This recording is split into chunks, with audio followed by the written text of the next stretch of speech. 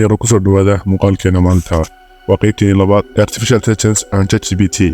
waxaynu qaybtan kaga hadli doonaa sida ChatGPT u adeegsan karto nolol maalmeedkaaga, waxyaabaha aad ku qaban karto, si aad u qodi karto prompts ku habboon su'aalahaaga iyo limitationska uu leeyahay ChatGPT. Okay, ChatGPT sidii hore usoo tilmaamnayba waa tool awood badan si aad ugu adeegsato hawlahaagana waxaa u baahan tahay in marka hore ay ku caddahay waxaad doonaysa inaad u adeegsatay ee uu ku qabto. waa inaad aragti fiican ka haysataa waxaa rabta inay soo baxaan. tusaale ahaan makoodi ayaa rabta inuu ku qoro, macashir ayaa rabta inaad ku diyaarsato sida imtixaan oo kale, mise fikrado cusub ayaa rabta inaad ka hesho. inaad aragti fiican ka haysato ujeedkaagu wuxuu kaa caawinayaa inaad markiiba heli karto waxaad u baahnayd. intaas kadib waxaad u baahan tahay inaad fahanto qaabkaad u qori lahayd promptiga. yacni prompt waa qoraalka ChatGPT ama AI-gaad gelinayso ee aad ku weydiinayso su'aalahaaga. promptigaasina waa inuu noqdaa mid si clear ah u muujinaya resultka aad rabto inuu soo baxo.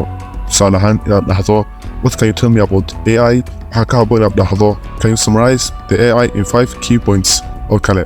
promptigani wuxuu si clear ah u muujinaya waxaan rabnay inuu soo baxo 5 qodob oo aynu kusoo koobayno AI-ga.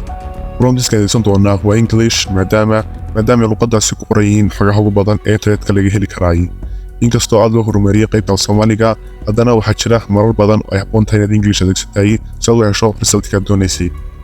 waxyaabaha ChatGPT u adeegsan karto aad ay u tiro badan yihiin. waxaad ka baran kartaa, su'aalayaad weydiin kartaa, applications aad ku dhisi kartaa, fikrado nooc waliba ah ayaad ka heli kartaa.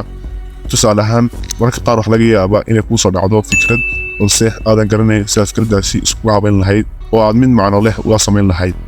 simodi ChatGPT aad weydiin kartaa inuu fikradani kaaga dhigo mid habboon oo la fahmi karo.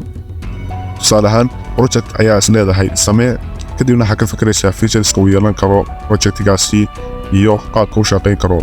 waxaa hawshaas oo dhan ku qaban kara ChatGPT. bal aynu isku dayno inaan taasi samayno.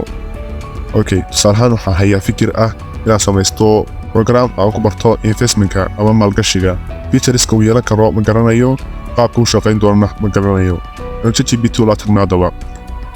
Okay, halkan aynu ku qoraynaa promptiga, kadibna waxaan weydiinaynaa featureska iyo functionality-ga uu yeelan karo application noocaasi ahi.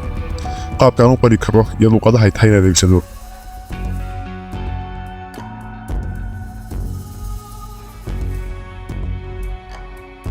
Okay, si halkan kaaga muuqata fikraddii waa isku habeeyey, waxaanu tilmaamay wax kastoo ay tahay inaan sameeyo. Simply iminka waxaan bilaabi karaa inaan qoro codeskii. xitaa haddii aad programka waxba ka aqoon, si weyn ayuu kaaga caawin karaa weliba projectyada fudud iyo kuwa normalka ah. waxaa laga yaabaa in errorsku ay dhib ku noqdaan xalintoodu, balse isla taasina ChatGPT ayaa ku dhahaysa errorkan iga xalli, taw sawirto ama aad errorka copy dhahdo. balse mararka qaar waxaa u baahan tahay inaad taqaano waxyaabo ku saabsan programmingka. Okay, waxaa jira GitHub repository lagu magacaabo Awesome GPT Prompts, kaasoo ka helayso prompts diyaarsan oo aad u tiro badan. isna aynu booqanno. waxaad ka helaysaa prompts leh qaybo kala duwan. kaa rabto copy dheh, kadibna ku bedelo mawduuca rabto. haddii rabto inaad buug ku diyaarsato kale iyana waa samayn kartaa. xitaa waxuu ku sheegi karaa waxyaabaha ay tahay inaad buugkaas ku jiro, sida ciwaanada uu yeelan doono, qaybihiisa iyo waxyaabo la midka. waxa uu sidoo kale isna kuu samaynaya inuu ku siiyo referensigooda. tusaale ahaan markaad qorayso buugga jaamacadoo kale ee thesis-ka, haddii ChatGPT u adeegsato sida ugu habboon, waxaa hubaal ah in buuggaas oo dhammaystiran kuu diyaarin karo. keliya taa copy and paste ayaa samaynaysaa. laakiin marka ugu horeysa waa inaad promptigaagu noqdaa ay ku dhammaystiran yihiin waxyaabaha u baahanta o dhan. marka uu ku dhammeeyo buuggaasina waxaad weydiin kartaa inuu ku sameeyo summary iyo meelaha wasaaluhu ka iman karaan, sidaasina aad ku ogaato wax kastoo uu qoray oo macno leh. Okay, taasina ay tijaabino aynu isku dayna inaan ku qorno buug. tusaale ahaan waxaan rabaa inaan buug ka qoro mawduuca ah sida AI-gu u saameeyey nolosheena. kadib isaga ayaan weydiinaynaa inuu noo qoro ciwaanada buuggaas yeelan doono.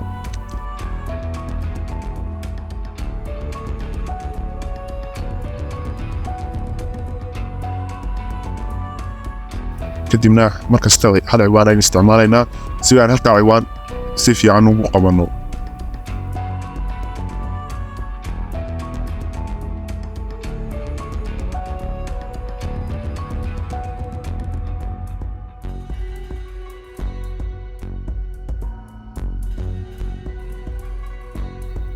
markuu dhammeeyo copy soo dheh, kuna baasta kale dokumentiga sida Word ama Google Documentiga. processkaasina ku celceli. keliya waxa lagaga baahan yahay inaad buugga isku habayso oo aad qoraalka isku habayso.